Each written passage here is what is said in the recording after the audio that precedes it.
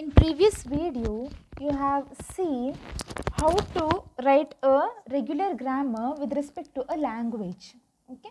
Now, we shall check out how to convert grammar to FSM. Okay, a grammar G will be given, you have to convert it to a FSM. So, there are different steps, we shall check out what is it. Okay. So, create in M a separate state for each non-terminal in V. Okay. So, you have a grammar, so it consists of terminals and then non-terminals. So, for every non-terminal, you have to create a separate state M and then make the state corresponding to S as the start state. So, in the grammar, you will be having S. So, that non-terminal S, you take it as a start state. And then, if there are any rules in R of the form X determines W for some W that belongs to sigma, then create one additional state labeled hash. Okay. So, I will be having a non-terminal and I will be having only a terminal here. So, if you have only a terminal, then you have to take one more additional state and you have to label it as hash. So, for each rule of the form X gives Wy. So, here I had only one terminal. Here along with the terminal, I have a non-terminal Y. If this is the case, you have to add a transition from X to Y. Okay, add a transition from X to Y, labeling it as W. The 4 cases are done. The 5th case, so for each rule of the form X gives W, add a transition from X to hash labeled W. So here they have just told you to create one extra state hash. So what will be the transition there? The transition is nothing but whatever W you have. Okay. And then for each rule of the form X gives epsilon, X will be the final state. Okay. So X will be the final state. Next, mark state X as a accepting state. Okay. So X gives epsilon will be a final state. Along with this, if you have anything of this form, that hash also will be the accepting state. So with respect to grammar, all these things you will follow.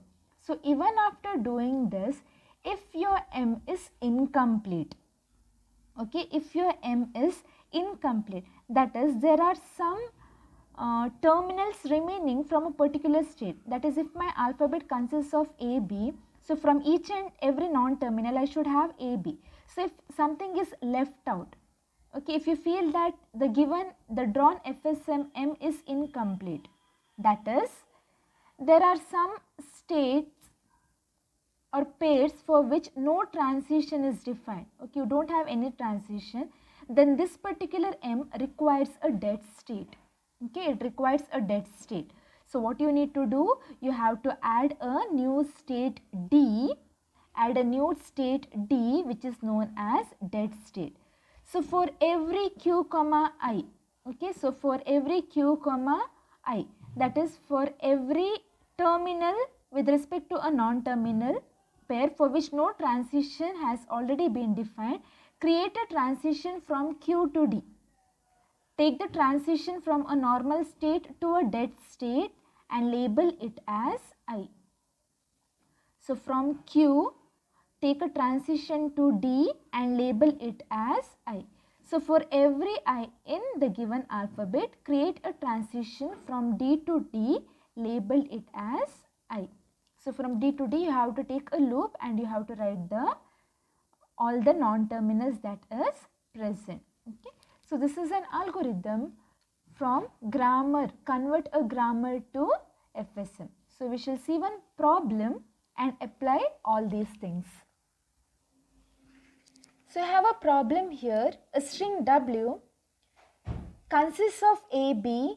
W ends with pattern A. That is, at the end it consists of 4 A's. Okay.